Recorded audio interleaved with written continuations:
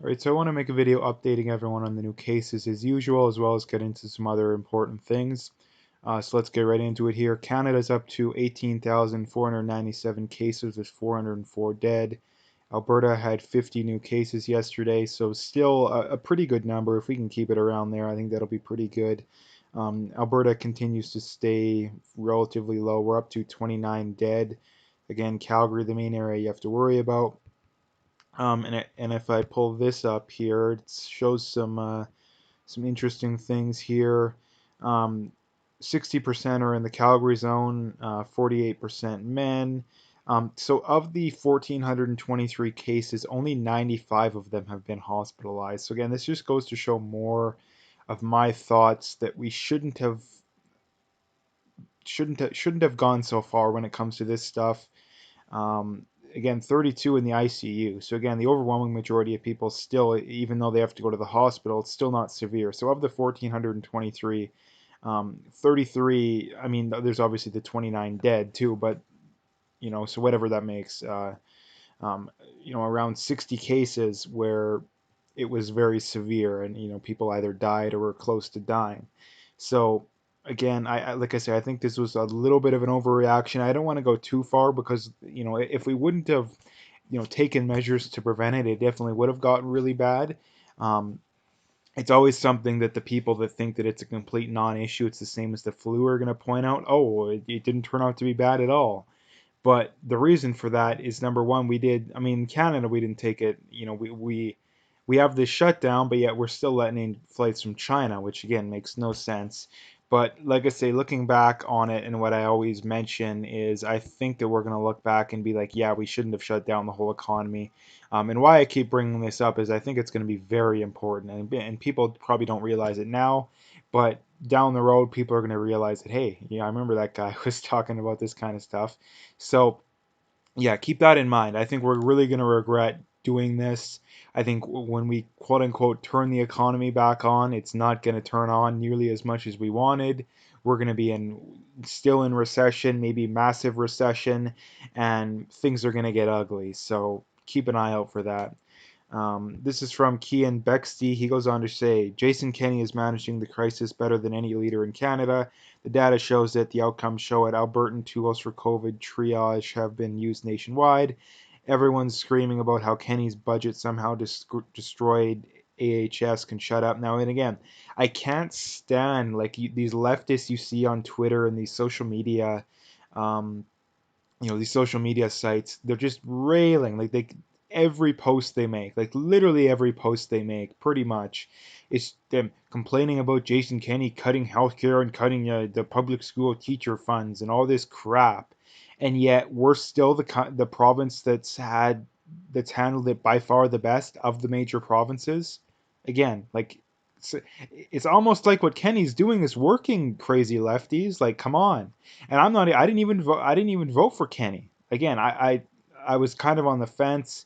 Um, I think people should probably. I mean, like I said, I'm on the fence. I don't like a lot of his policies, but compared to the NDP, like it's pretty hard to not do it. So, but again, um, it's tough. But again, the point I wanted to make is that you have all these lefties that think he's doing such a horrible job, and yet look at where our numbers are. Like, look at where our numbers are. That's all you have to look at. Like, look at where our numbers are.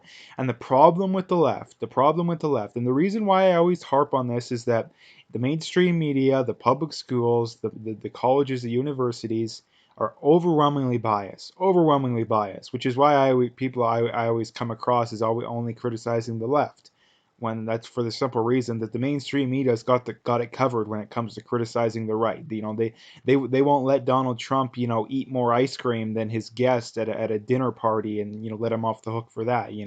They won't let Donald Trump own $100 in a stock of a drug company that he's promoting and let him off the hook for that. You know, but like I said, that's just how covered the mainstream media has the right, but the left, nobody cares. So that's why I talk about this kind of stuff, and I just wanted to bring this up. Now, the last thing I wanted to bring up with this is that the real reason the left cares so much is that those are largely leftist voters that are losing money. right? Like they didn't care about the, like I said, the 100, 200,000, largely right-wing private sector, largely oil and gas sector workers that lost their job. Why? Because they're largely right-wing voters. They don't care about lost jobs, which is why I see they're complaining about, a couple thousand, 5,000, healthcare public school jobs lost. You are a flaming hypocrite. And you don't, like I said, you don't care about the job. You don't care about the jobs. You only care about it when it's a left. Like, just be honest. Like, just be honest. Like, you don't care about jobs. And a lot of those jobs are completely unnecessary. To me, you're a rather big d-bag to be forcing people to pay for jobs. Because the healthcare, public school, those kind of jobs are paid for by taxes. They're not paid for by voluntarily giving people, exchanging value for value like in the private sector. There's no guns to people's heads, forcing people to, pay you when you're in the private sector, but there is in the public sector. There is. So that's the big difference there. And then the left completely ignores that fact too, which just bothers me even more. But again, I wanted to bring this up because it's important. And like I say, I'm not a big, some Kenney super fan. I just wanted to point this out. Um, but anyway, like I say, I wanted to bring that up. But anyway, this is from Spencer Fernando. This is another big story. Global lockdowns might reduce CO2 emissions, but won't halt climate crisis, scientists say. Take careful note of what the headline means. Those pushing the carbon tax as a solution now say that even a total economic collapse isn't enough. What do they want next? And again, this is what I always bring up. I've been bringing it up for so long, and now here it is. There's nothing that's going to satisfy them. All these idiots that support a carbon tax, oh, it's only $10 a ton. It's only $20 a ton. There is nothing that's going to satisfy them because humans are I would say not contributing to it, but at the very most slightly contributing to this whole climate crisis that they talk about. And because humans are at the very most slightly contributing to it, nothing's going to change. The overwhelming majority of climate change or, global warming is driven by natural factors. Humans have very little to nothing to do with it. If you want to debate it's very little, go right ahead. I'm not going to debate you on that. But if you want to say that humans are largely the ones that cause, temperature changes, all that kind of stuff, you're wrong. And the data does not show that. The data does not show that. And that's very easy to debunk. Very easy to debunk. And again, I've made videos about it, so don't put this whole, well, where's your evidence? I've made several videos on that. So go check that out. But again, this is so important. People need to know that there is nothing that's going to satisfy them. They are going to keep jacking this up until you say no. But what happens when you say no? It's all climate denier, conspiracy theorist. And that's how they get it done. They most people, they just brainwash most people through the mainstream media and public schools and supporting them. And of the people that question the narrative, most of them are either silenced or are, basically forced into agreement through this whole conspiracy theorist, climate denier, racist, all this kind of stuff. There's never any arguments. There's never any, rational conversations. It's just all this BS stuff. And what's going to be enough? Because the amount of people driving is like the carbon emissions are way down. You look at China, like most of these cities, it's like the smog is terrible, and yet a lot of that is gone because the economy is going so slow. People aren't driving. A lot of the factories are shut down. Um, and yet, is that enough? Like, is that enough? No, that's not enough. They say that's not enough. The only thing that's going to, oh, it's like, I'm not going to say it like that. There's nothing that's going to satisfy them. They're just going to keep taking and taking and taking and taking until you say no. And we can either say no in the here and now and not lose out on all of our livelihood, basically, or we can wait till down the road till the taxes are 10, 20 times higher than they are now. The regulations are 10 times more burdensome than they are now. And then we can say no. Which one do you want? Again, that's our solution. I say we say screw you, F you, we're gonna shut this down now. That's my proposition. That's always been my proposition. Or we can wait until finally enough people can get the balls to finally admit they're wrong. And that's what bothers me so much about these people. There's nothing that can get them to admit they're wrong. Absolutely nothing.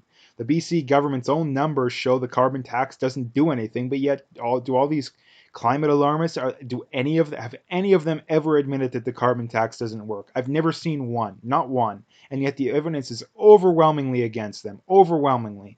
They always talk about the science, the science. Well, the numbers are clearly against you here. A left-wing government, a left-wing government's own numbers are exactly what I'm saying. I'm the one that's agreeing with them, and yet you're debating me with that. So again, just absolutely astounding, and I can't talk about that enough. But anyway, this is from Kian Bexty. Justin Trudeau just told every Canadian not to travel to see his family this week or your family this weekend. His wife and kids are in Quebec right now. A reporter asked him he'll be spending Easter, and he said, "I hope to spend it with my family." Again, just typical lefty rules for thee, but not for thee.